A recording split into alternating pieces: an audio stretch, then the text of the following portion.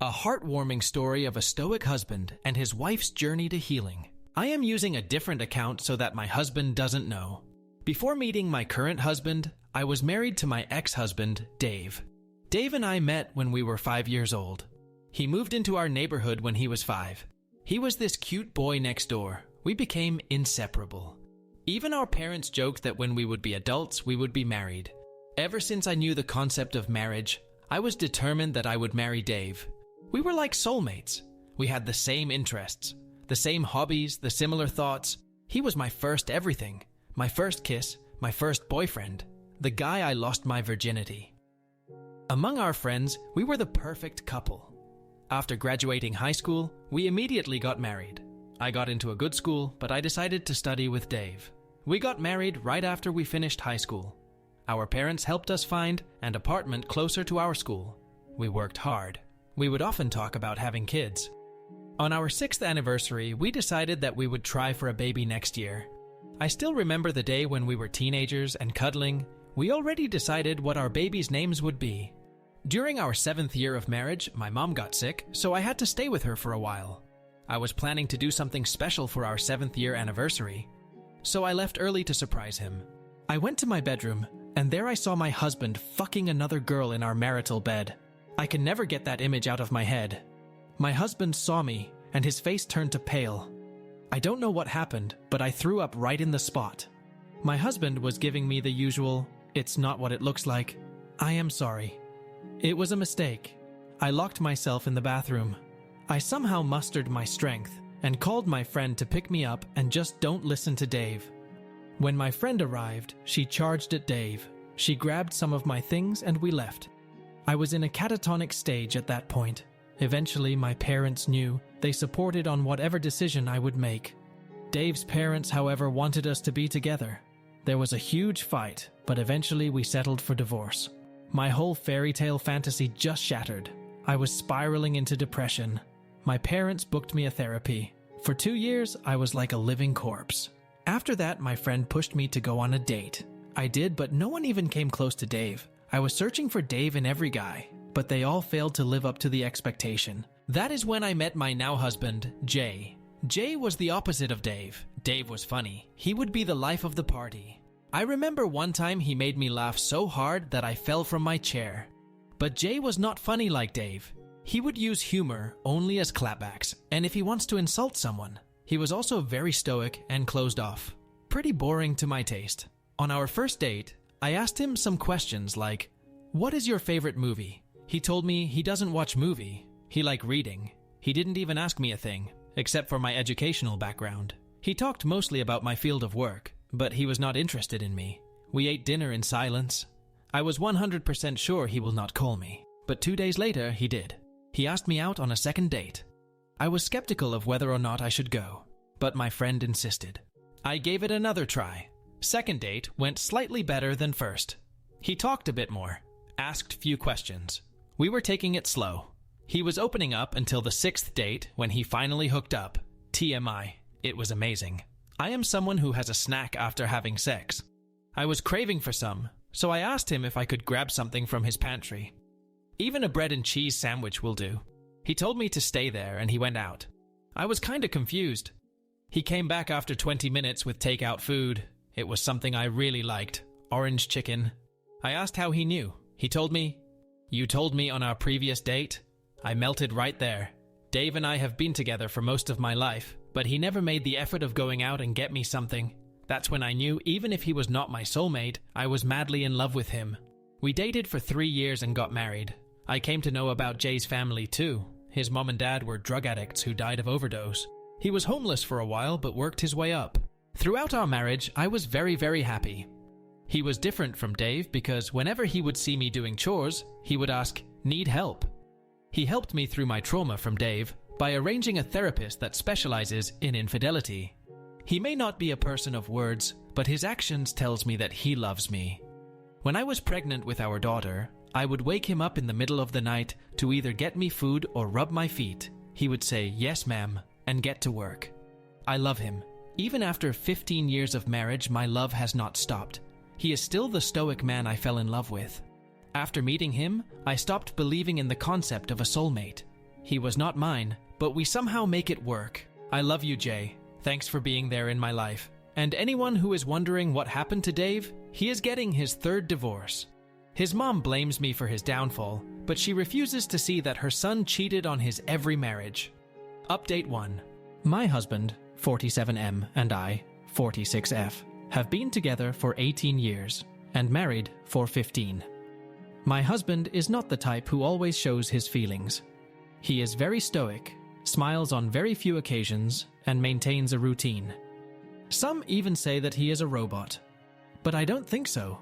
I am someone who is very outgoing and completely the opposite of him. Before I was married to him, I was married to someone else who cheated on me. I used to say, "I love you" a lot in my first marriage. But after my divorce, I had some sort of aversion to those words. Over the last 18 years, we have said, "I love you" only 5 times. First time was when we were dating, second was on our wedding day, third and fourth when our daughter and son was born.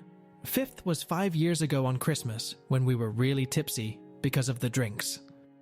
I wrote a post about how I met him and how we got together, but it made me realize that we haven't said "I love you" to each other for a long time. But it didn't bother me. Even if he never said it, he always shows that he loves me in his actions. He does chores for me. He would always give me a foot massage, make me my favorite dish, even kiss me out of the blue. I do not have any complaints. He is the best husband anyone could ever ask for. But this was something that has been in the back of my mind for a while. We cuddle, we hang out, we make love, but still no. I love you. I would love to hear it and say it more often, but somehow it just makes me nervous. I decided to buckle up and just say it. It's just 3 words. So yesterday, when he was reading a book on the couch, I stood in front of him and said, "I love you." He looked at me and was confused. I repeated it. For the first time, I could see him get flustered. He told me, "Okay." I was a little disappointed by his response. I thought he just didn't love me anymore. Later that night, when I was lying down, he came to our bedroom and told me that he is sorry for his response, that it caught him off guard. He told me that he loves me a lot, and not even a day goes by he doesn't feel lucky to have me in his life. I was tearing up. That was better than my confession. I asked him that why don't we say that often.